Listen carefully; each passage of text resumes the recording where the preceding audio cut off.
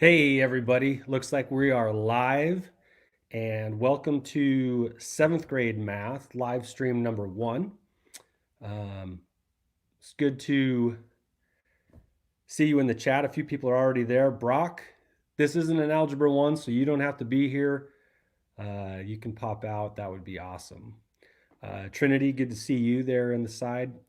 One thing to keep in mind, those of you that are following along here and want to put a comment or ask a question in the side there, is that there's about a 5-second delay from when you type and I see it. So uh, if I don't respond immediately, it's because there's a bit of a delay. What I'm hoping to do here, this isn't going to be a lesson per se on any of the items that have been assigned, but it is an opportunity for you guys to ask questions about what we're doing. Hey, Kylie. Hey, Caleb. And what or how we can maybe get through this a little smoother, because I am certainly learning a lot. I'm just starting to learn about Google Classroom. I've never really used it before, so I'm learning things every week. So I already know a whole lot more about Google Classroom than when that first 3-week group of work got sent out. So I'm hoping the next group will go a little bit smoother, and maybe even by the third week, I might even be proficient at assigning this stuff. Um, for you guys, I want to know how it's been going so far. I know that with about 120 seventh grade math students, that I get a lot of messages every day. Every time somebody asks a question, makes a comment, submits their work, I get an email for it. So there are days where I'm getting, 100, 150 emails from students letting me know that, they've got a question, or they are requesting editable access to an assignment and things like that. So, uh, Domsey, Hunter, Trevor, uh, Jarrett, this isn't for algebra. This is for seventh grade math, so you can pop out. Good to see you guys in the chat. Let me start by maybe offering a couple helpful hints to distance learning. Distance learning has been around for over 20 years, believe it or not. From the very onset of the internet in the 90s, it was, one of the reasons it was used, or was created so that you could interact, you know, from across of a space visually, and without a telephone. So in 1998, I was fortunate to be a part of one of the very first distance learning classes. I was taking a class in Portland, and my instructor was in Austin, Texas. I was taking a math class, ironically, and he had a video camera facing on him, and there was a video camera facing on our classroom of about 20 students. And he was teaching in his classroom, so he had basically two classrooms that he was teaching at the same time. And I could ask my hand and raise a question. He could see me on the monitor, and that was in 1998. So this has been around for a while. I've taken a number of classes online. My whole master's program was online, so I do know some of the challenges that face students when they're working from home and not in a classroom setting. And so I came up with a few helpful hints that maybe, hey, Caitlin, uh, Michael, good to see you. Yeah, 20 years, it's been around a while, and I've been around a while. So anyway, here's a few hints that I have for you guys that might make this go a little bit easier. Nothing really exciting here, but when I've done my online courses or distance courses, these are things that I've found to be helpful. First, create yourself a schedule. Now, if you're the type of person who gets up, has breakfast, and then kind of does your schoolwork, because that's kind of what the schedule is. If we were in school, you'd start in the morning and work through the afternoon and have some breaks in between and lunch, of course. Then that's great. If your house is busy and there's a lot of activity with brothers and sisters and mom or dad, or whatever the case may be, and maybe the afternoon is a little bit a better time, or the evening is a little bit better time, that's fine. Whatever works best in your home is what's going to be what's best for you. But no matter when it is important to set aside some time. And I would say maybe a 2 hour chunk. Like just start there. And do what you can in that 2 hours. Make sure you take a break somewhere in between, um, or maybe even in between your subject areas. But allow yourself a little bit of quiet time or as quiet as possible to get a little bit of work done and have that be your routine.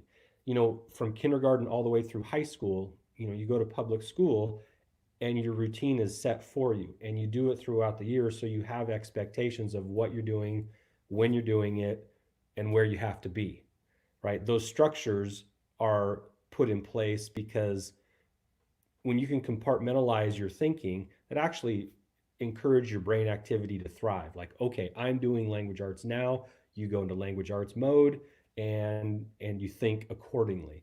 Now you're in math mode.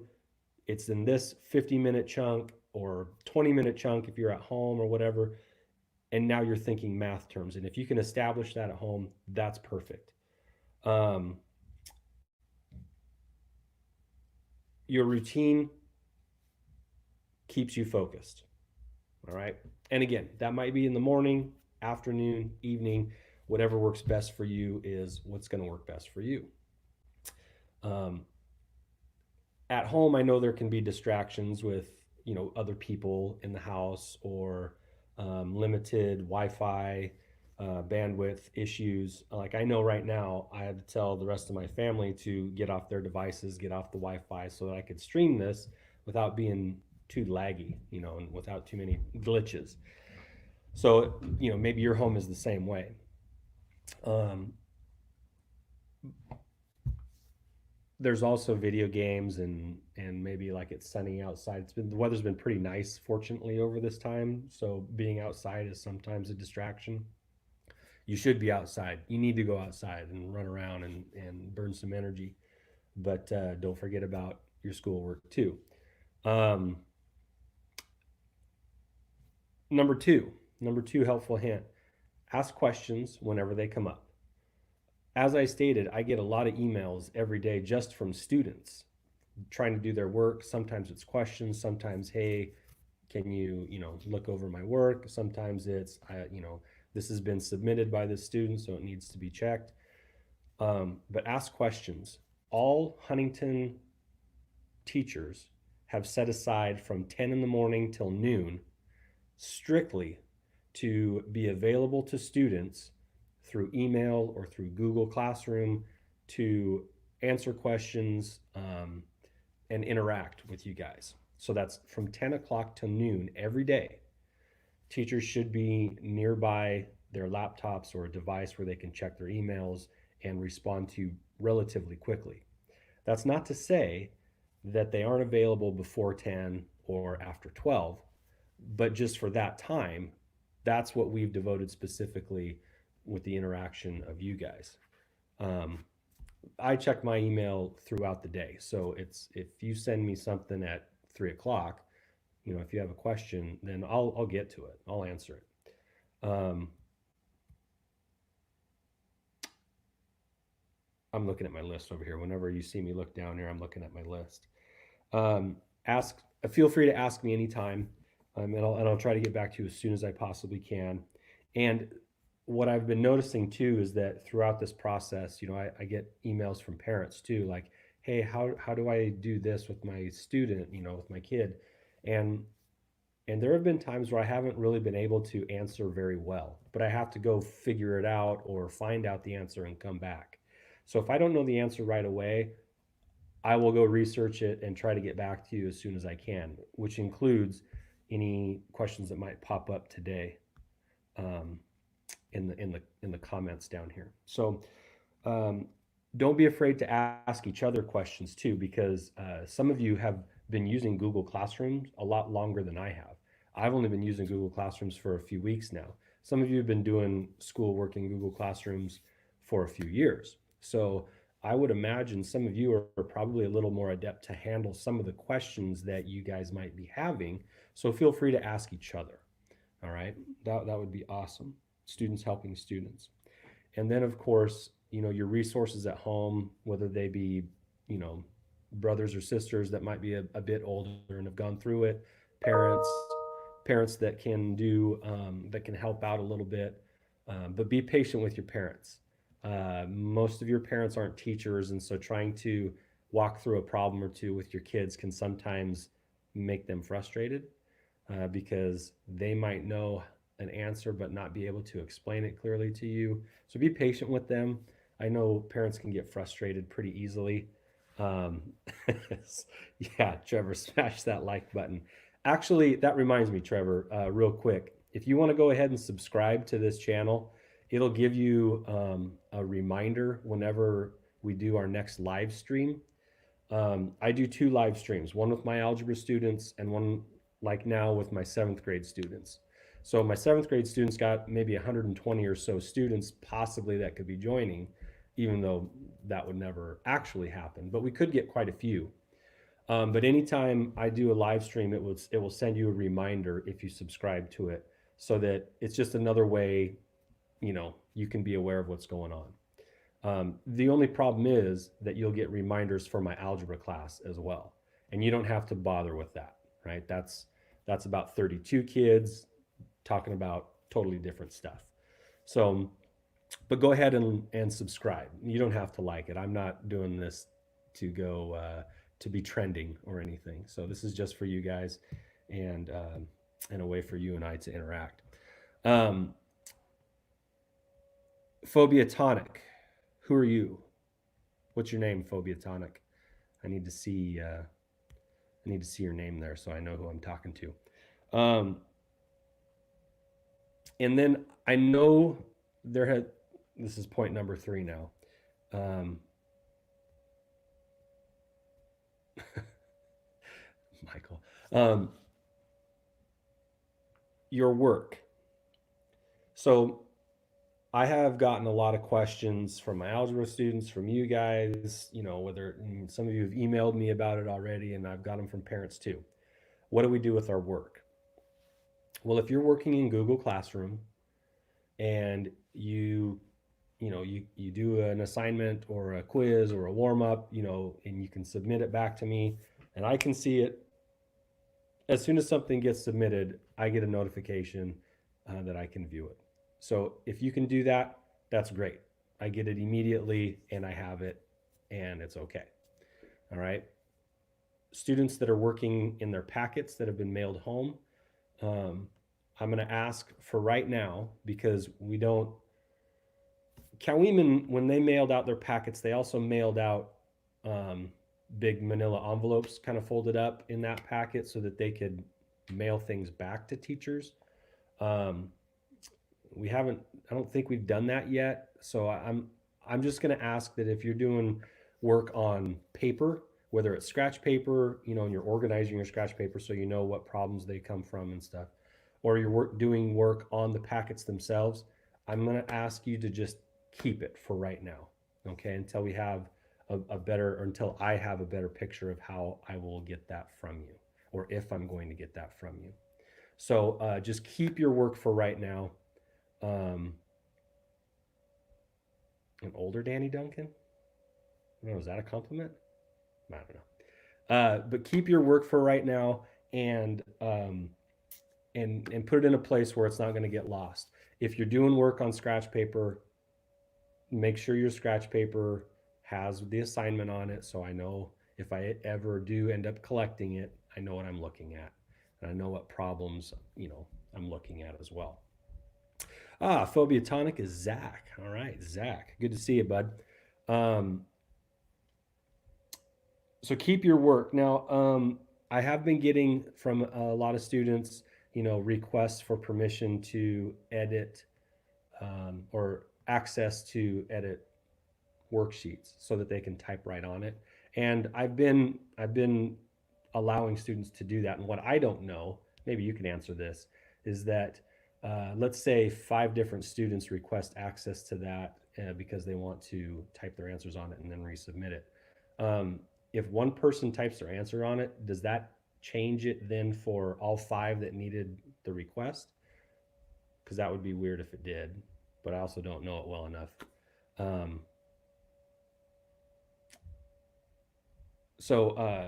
But regardless, I've been allowing students access to edit. I just don't know if that works for only them or if it just changes it for everybody. So if it changes it for everybody, that was not my intent. But double check whatever's there just to make sure it's okay before you submit it. Let's see.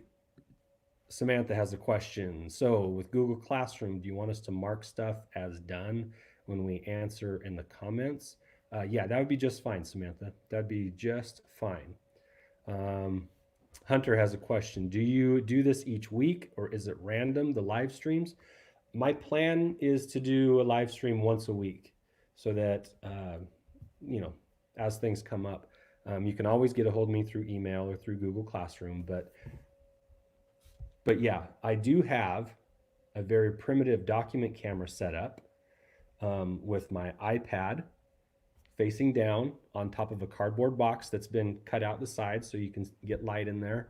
And then, you know, in fact, let me just show you. There's my document camera. If you have questions, you know, in a few minutes on particular problems, on assignments or a quiz or warm up or something, you know, I can go through it, work it out. You can see how it's done. Ask your questions. But yeah, this time is for me to interact with you just a little bit. I do have the ability to go over work if you want to see some stuff done. And yes, Trinity, I got the emails that you sent. I did. Um, I guess I should probably respond to them so that you know that I got them. No. To answer your question, Zach, do you need a worksheet to do this live stream? No, you don't. Everything's already on Google Classroom. Do it as you have time for. And then if there are any questions or problems, let me know. And now is a time to let me know or email me later or whatever the case may be.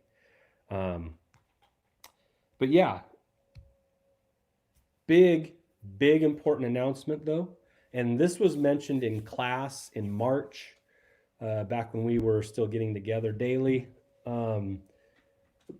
But this week, counselors are trying to begin to start scheduling. And for you guys in math, that means everybody has the choice to take 8th grade math or to take Algebra 1. Teachers can make recommendations for students, but ultimately it's between you and your parents to decide what you want to take. Now, the natural progression from 6th grade to 7th grade would be to go to 8th grade. But there are some of you that probably could do the Algebra 1 class. You know, we are adopting new materials. So if you found the content in the new 7th grade books that we kind of started here in the second semester, if you kind of like that engagement where you're talking to each other a little bit more, using each other as, you know, a small group kind of work, if you like that, then I would encourage you to do the 8th grade math. In fact, everybody is scheduled to go into 8th grade math unless teachers have recommended them to Algebra 1 or parents and students have had the conversation and maybe bounced it off of me, like, you know, your math teacher, to see, hey, do you think my student would be successful in Algebra 1 or is 8th grade math the place they should be? You know, have that conversation with your parents. You know, again, my recommendations have some weight, but ultimately you as a family can make that decision. I can tell you if I feel like that's a good idea or not, but as of right now, we'll have 2 sections of Algebra 1 and I will be the teacher for both of them. So, you know, I would be the algebra teacher next year. I'm also teaching 3 8th grade math classes. I believe Mrs. Nelson is teaching 1 8th grade math class. So just like I taught mostly 7th grade this year, I will be teaching all 8th grade next year. So if that's part of your decision making process, you know, like if you thought, oh, Mr. Lemiere is a good teacher, yeah, I'll try the algebra or whatever. After a quarter, if it's not going good, we can always put you back into eighth grade. So if you're thinking about doing that, shoot me a message, and we can talk about whether or not I've already made that recommendation, or if eighth grade math is the place for you to be. Both classes. The good news is both classes are appropriate for eighth grade. So yeah, that's good. Um,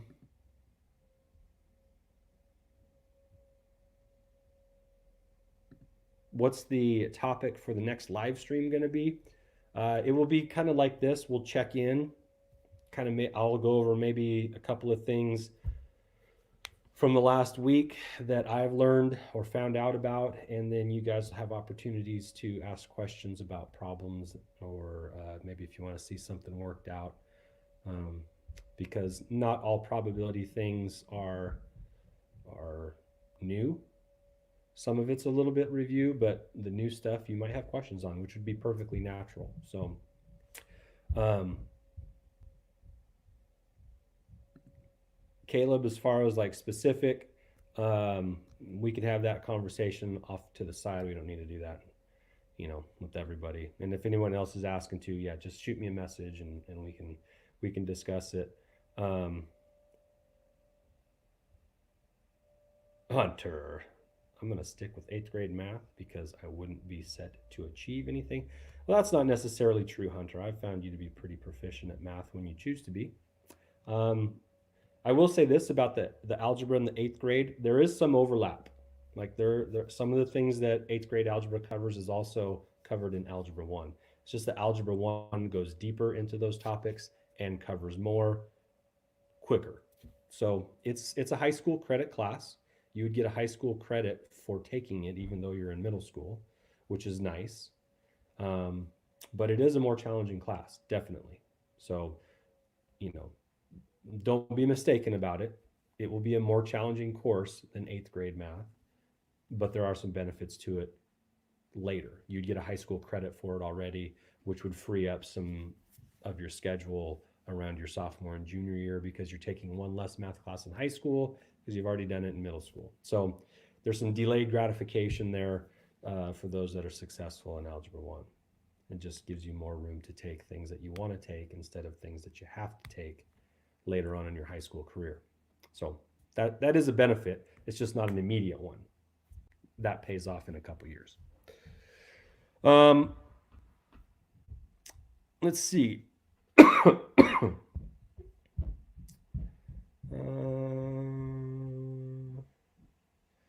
just looking through the comments here. Hey Riley, good to see you. All right, I understand. That's fine. Just remember, Riley, that whatever email account that you use, you make sure you put your name on it because I don't recognize everybody by their email account. Trevor, yes, you may. You don't need a hall pass. Nerd. What else? What else?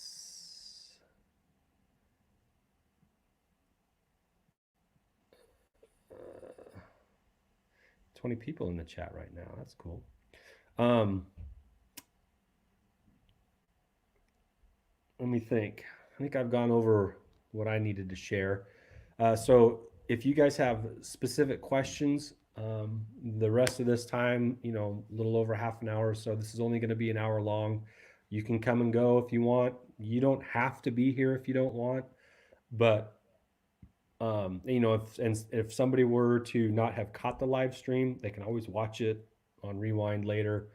It doesn't have to be live. You can watch it at 5 in the evening if you ever needed to. Um,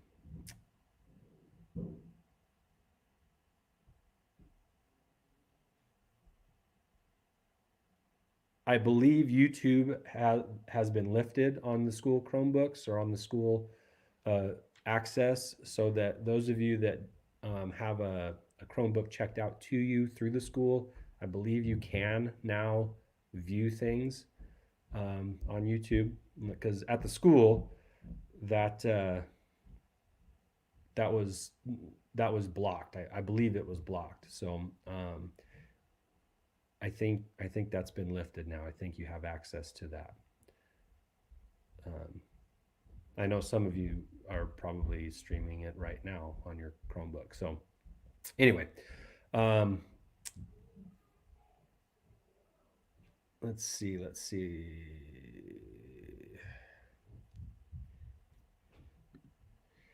Yeah, Hunter made a realization here that football could be in jeopardy. Well, as of right now, we're still planning on having football. And we're planning on being back in school when school is supposed to start. That's the plan. But like a lot of things during this time right now, plans can change from week to week. And most of the things that have been scheduled this summer have been put on hold. Now, that's technically in the fall, but for middle school, the plan is right now that we're still having football. The reality is that we could have football. It might get pushed into starting in October, or maybe middle school football doesn't happen. High school season is a little bit longer, so they have a larger window to make that decision on whether or not to have football. But for any fall sport right now, the plan is to have it, but be prepared for that plan to change. And that's the best I can tell you right now. Um, that's district wide. So that's high school, middle school, you know, just like Babe Ruth and youth baseball, Cal Ripken League. Was it Cal Ripken or Babe Ruth? Or I mean, anyway, that's all been put on hold for right now because that's taking place right now. All that stuff later on, we'll wait and see on that. Um,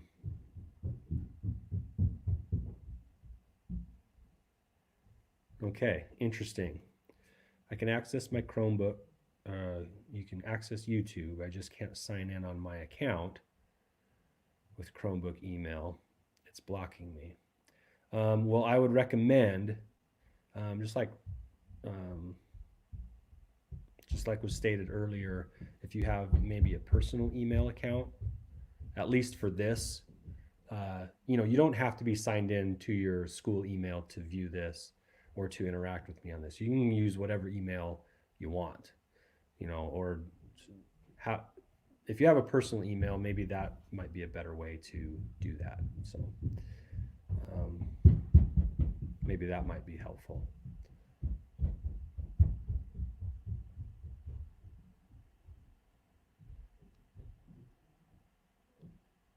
Hey, Madison, good to see you. Um, so, Samantha, you asked a question specifically about a problem earlier, and I'm scrolling through the comments trying to find it, but that was a little bit ago. If you want to post your question again,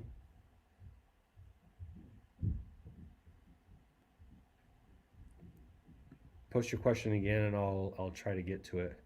Hey, Peyton, um, good to see you. Yeah, use your mom's account. That's fine. Okay, so Madison's seeing on her watching on her phone. That's cool. You haven't missed a whole lot. If you're just joining,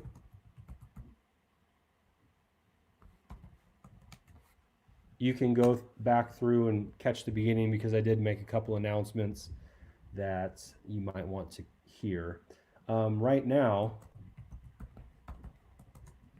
I'm just pulling up the weeks 1, 2, and 3 work. Um,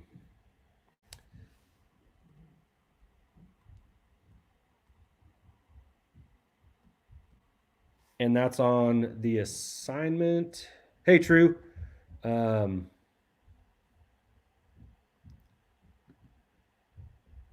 Bill Gates himself, no, is not making a vaccine, but he is involved in the process and distribution, and he's got a couple of YouTube videos on when that might be happening. So go check out Bill Gates. He's a pretty smart guy.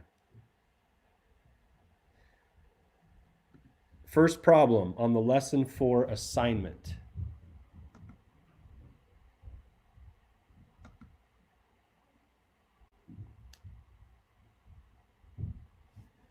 All right. We're going to get to use the document camera, ladies and gentlemen. You should see this thing. I should turn the camera and show you guys, but it's super wonky. I cut out a cardboard box and put my... Here, let me just show you. So there's my iPad. There's my kid's gun and blow gun. So yeah, you're seeing an image of a camera looking into, this just keeps going forever. But it's on a cardboard box that I cut out with a little bit of a light there, and voila, document camera.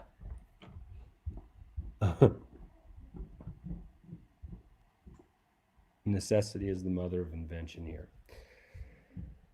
Okay.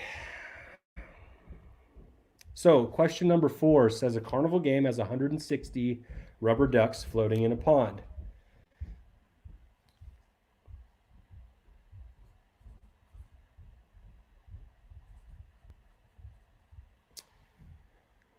If you guys can see that, okay.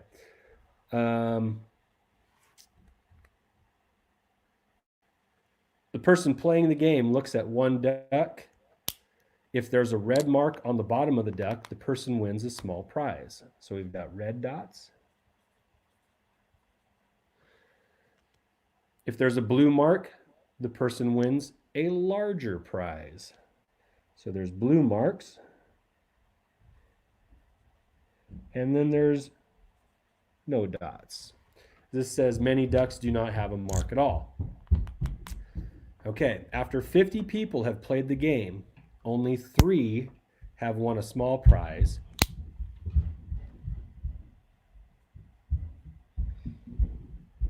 None of the 50. Oh, Hunter, you typing on this right now, Hunter?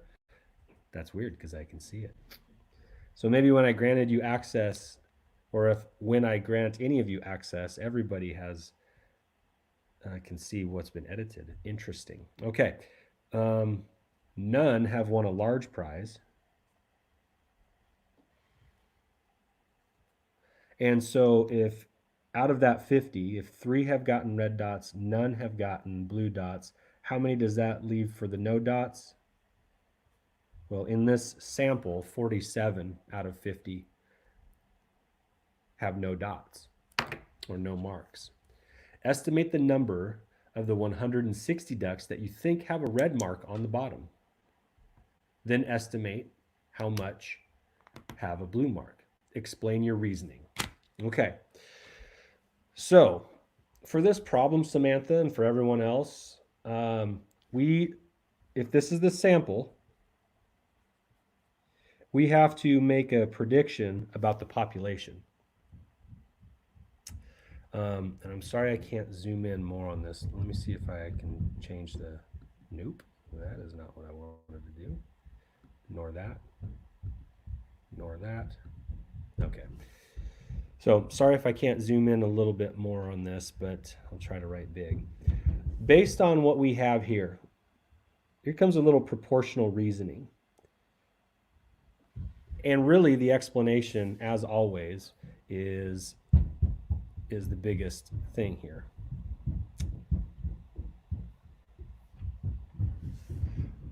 So if we're to make a prediction about 160 for the red dot and the blue dot, well, if you go 50 times 3, that's 150. So that's pretty close. So 3 times 3 would be 9. You know, if you wanted to estimate 9 or 10 out of 160, that would be reasonable just based off of some, simple math. Multiplying this ratio by 3 gets to 150, which again is close to 160. So we'd multiply the numerator by 3 also. Okay, a little proportional reasoning here. This is lesson 4 from, let's see, 1, 2, 3, 4. This is from week 2, lesson 4 on the assignment, question number 1 for clarification.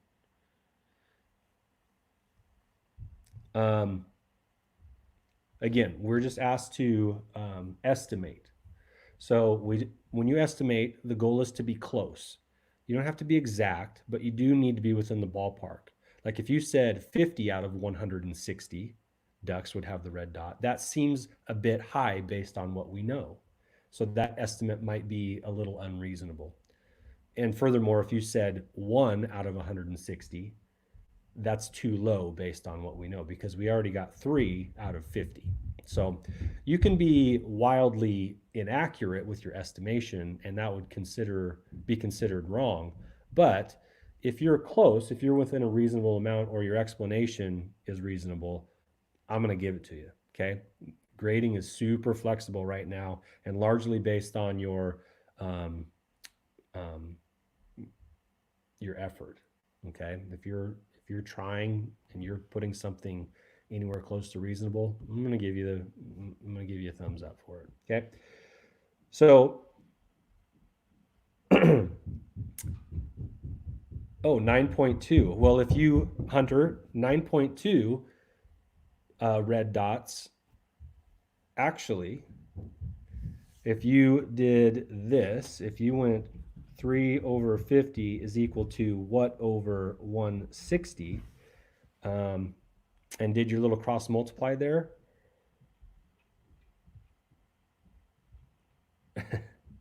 is the only, yeah, Hunter and Samantha, they're the only ones doing the math right now. And that's fine. Follow along if you want. If you did your little cross multiply and divide, 9.2 is probably, I don't have my calculator handy, but that probably is a lot closer of an accurate answer. So I would count that as good, especially if on a scratch piece of paper you showed your work and labeled it. Lesson 4, number 1. The second part though then asks, how many do you predict have a blue dot? Okay, well out of our 50, hey guys, we didn't get any. So that means there's probably not very many that have blue dots at all. But they do say, get the dog out of here. Um, my kids are interrupting me. Sorry about that. Anyway, if we have to make a prediction for how many ducks have a blue dot, um, hey Judah, good to see you. We know that there has to be at least one, right? Otherwise, why would they tell you that that is one of the choices that a duck could have a blue mark on it? Okay, there has to be one, but so far in 50 tries, there hasn't been any that have been found. So that number needs to be pretty small. So I would wager that if you estimated that there was maybe 1 out of 160 or, in the 1 to 3 range, that's probably reasonable. There's probably a very low number. Now, it is possible, and this is why the explanation is important. It is possible for there to be like maybe 20 out of the 160 to have a blue mark on it, and we just in 50 tries weren't able to get one. That is possible. So if you're going to put a higher number for your estimate for the blue mark rubber ducks, then you need to explain to me why. Well, I guess I just gave you the reason why, but you need to make that clear.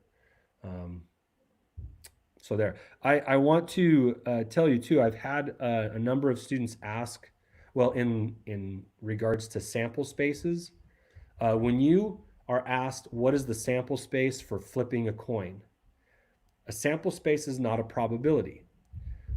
A sample space is a list of outcomes that could happen when an event occurs.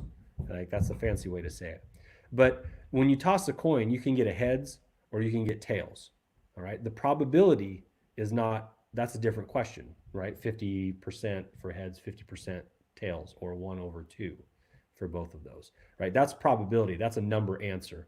When you are asked a sample space is a list of possible outcomes.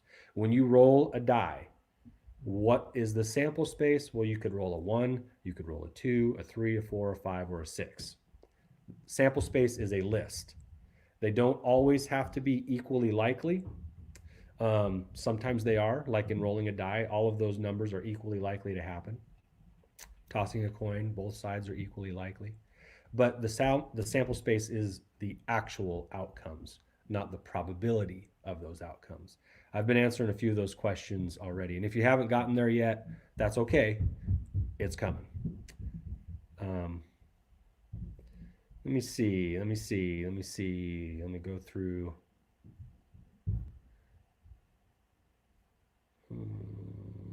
Going through the comments here. My dog.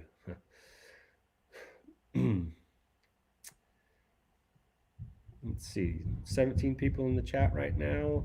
That's cool. I thought I'd get maybe about 10, so this is better than I expected.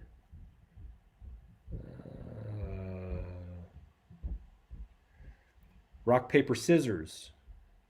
Yes, Samantha, like rock, paper, scissors, that is the sample space for the game. Rock, paper, scissors. You can get rock, paper, scissors, dynamite. No, can't do dynamite. But yeah.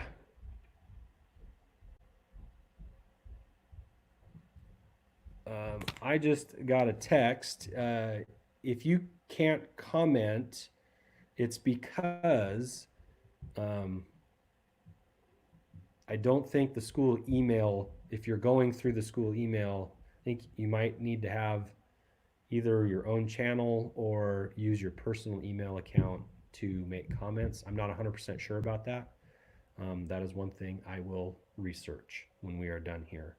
But even if you can't comment, you can still watch and follow along for as much of this as you'd like. But yeah.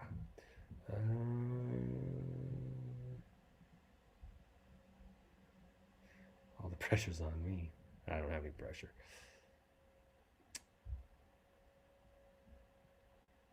I think to comment, you need to have a YouTube account, which is fine.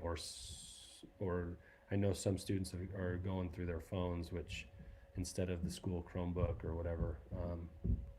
But yeah, I will research that. I know there are some people that are also watching that aren't commenting. So yeah, shout out to those that can't comment. None but love for you. All right. Hopefully that was helpful for question number 1 on lesson number 4. Do any of you guys have any other questions? If you don't have one now, that's fine. You can always ask me later. Let's go ahead and, well, if you subscribe to the channel, you'll be made aware of when the next live stream will be. But remember, you'll also be made aware when the next algebra one will be too, and I don't want you on that one. Not until you're in algebra. So, I'm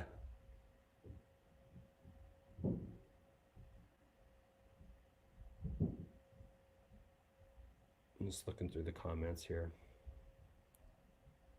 Oh, Yomara, good to see you. Yomara says, I'm watching on my Chromebook, but commenting on my phone. Okay, so maybe that's helpful. Thank you, Yomara. Good to hear from you. Do any of you guys have any questions about what's been assigned or how it's been assigned, and maybe a better way for us to interact?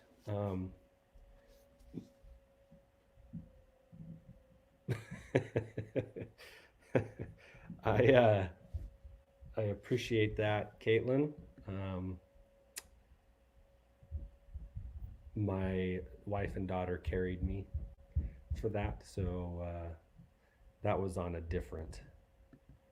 Like I've got three YouTube channels, weirdly enough. One for this, which I just created this weekend. One for school, then one my personal account, and you don't need to find it, but that was mostly for posting videos when I worked at youth camps in the summer.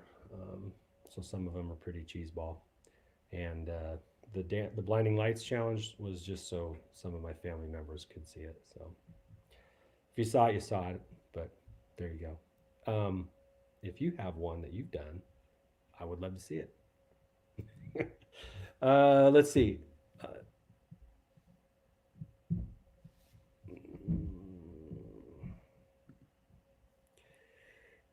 Hunter, can you still watch the Algebra 1 live stream to get better understanding?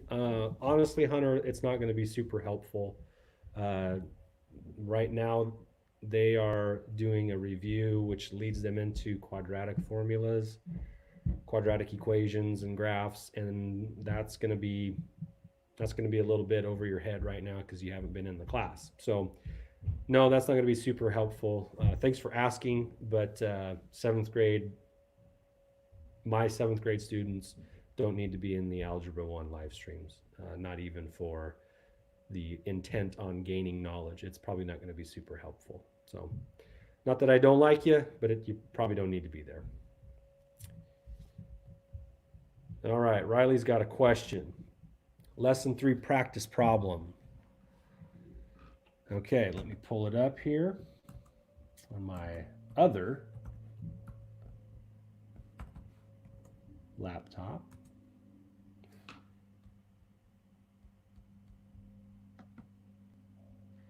And Riley, is this okay? Practice problems. Okay, good.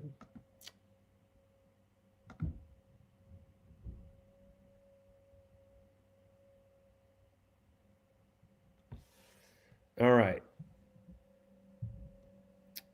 Lesson 3 practice problems, letter C. And I'm assuming, Riley, that is problem number 1, letter C. It says list the sample space for all possible outcomes for each chance experiment. Selecting a random day of the week. What's the probability? Oh, wait. We're not selecting. Oh, okay, so Riley, I can see that you're answering right now that there are 7 outcomes for selecting a random day of the week, and they are Sunday, Monday, Tuesday, Wednesday, Thursday, Friday, Saturday. So that's it. It looks like you did answer it just right now, I think. But no, that is correct. For number 1, I will say that for flipping a coin, heads and tails is the answer, not the 50-50 chance that it occurs. Not that there are 2 outcomes, but the outcomes are heads and tails. That's it. Letter B, selecting a random season of the year. Well, there's 4. There's fall, winter, spring, and summer. That's the sample space. We don't need probability for that. We just want to know what are the outcomes that you could get. What are all of the possible outcomes?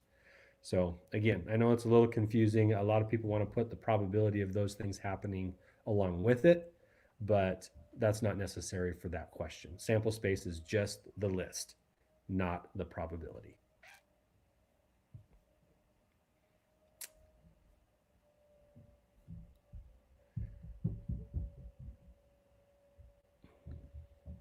Yeah, Trinity has been watching on the Chromebook and phone and commenting on the phone.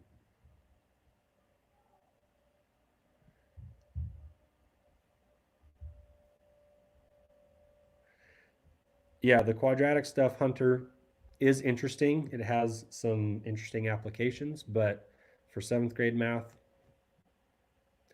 if you want to do that on your own time, kind of look into it a little bit, whether it be on, you guys still have access to Study Island if you want to do a little practice with probabilities and statistics in there. That's also a great resource. And you can also watch the tutorials in there as well if you get stuck on something. Just like you can watch tutorials on Khan Academy, you can watch tutorials on YouTube. If you ever get stuck on something and maybe one of your classmates can't answer your question, feel free to hop on there, while you wait for a response from me to see if there's something that might make it a little clearer for you.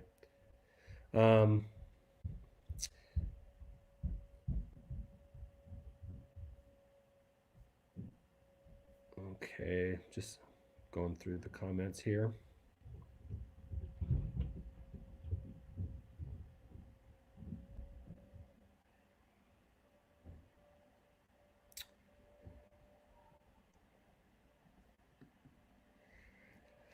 Yeah, Mara, it looks like when you guys asked for permission to edit, everybody can see that. So, yeah, Carson Ross made that comment to me too, that people are sharing the same Google document, and so maybe I should probably stop allowing editable access, um, because all of the answers do end up getting put on there. Maybe if you could uh, message me individually once you get something done, just with your answers on it, that might be better. And then that way, other people can't see your work or plagiarize the work. But yeah, so this is something that I'm learning right now as I'm talking to you guys. So, um, Mara, I guess to comment on your comment, maybe just do it on your own, Word document and email it to me or something like that. That would be fine too.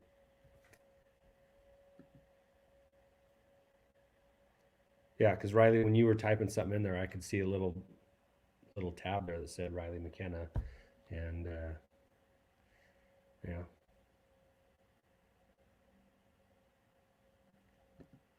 Hey Natalie, good to see you. Glad you're here. Let's see, where are we at? We got about 8 minutes left here before I'm going to shut this down. Um, yeah,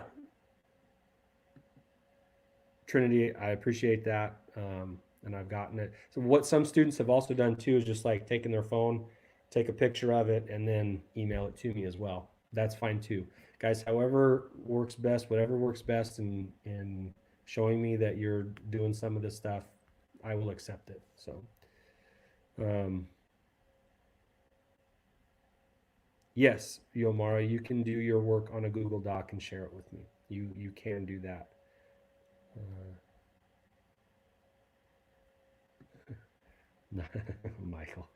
Oh, Michael. Yes, not everyone has been able to survive. We're down to 16 now in the chat.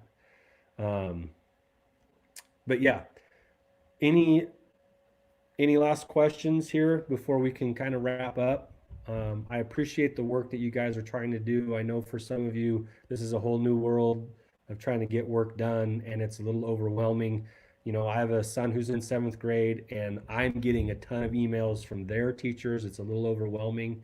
So I understand from your parents' point of view if they feel like they're a little overwhelmed. Um, I really try to limit the emails I send out because I know parents are getting a lot. So the ones I do, I hope are just the critically important messages that I need to get across. Um, Keep checking in Google, for all your classes. I appreciate those of you that have been able to get on. I looked up yesterday how many of my seventh grade students have been active in Google Classrooms, and I have 111 seventh grade math students, and 71 of them have been engaged in in the Google Classroom, and so that's a pretty high percentage. Actually, 79. I'm sorry, and that ended up being 71% of my seventh graders have been on Google Classroom. That's pretty awesome. That's a lot higher than I was anticipating, and hopefully, the other 30% or so have just been doing the work on the worksheets. So anyway, um, yeah, I appreciate what you guys have been doing. Thank you for joining this. Are you expected to still do Study Island? No, that is not an expectation. It is, however, a resource.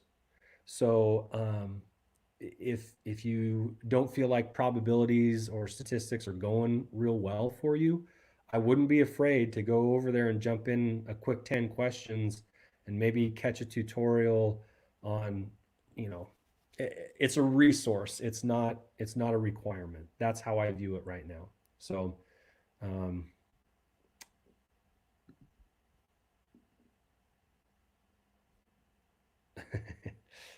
uh, you guys are funny. No, Study Island is not an assignment. That is not part of what you are doing. Uh,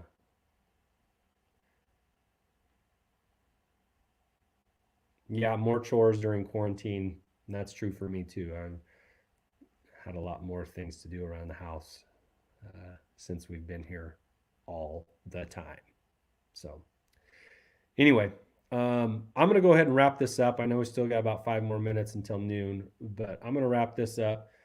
Uh, Go ahead, don't forget to subscribe to the channel, and you'll get notified when the next chat will be. I will still post on Google Classroom, you know, when our next chat might be, and I'll try to give you a 24-hour advance on that. But next time we do this, the next 3-week chunk that's going to get sent out is only going to be one lesson per week, not 2 lessons per week. So we're going to kind of ease up a little bit because this is probably a little overwhelming to some of you guys. So we'll try and accommodate accordingly.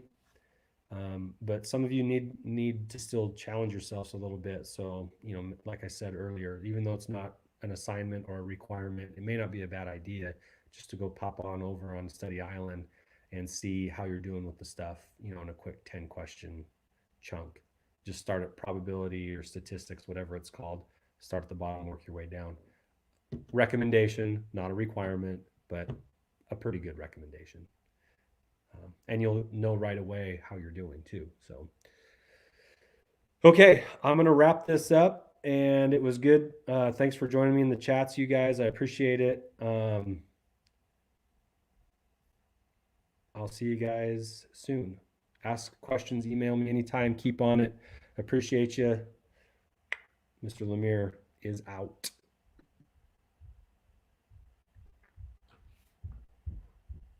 Oh, I have to end the broadcast.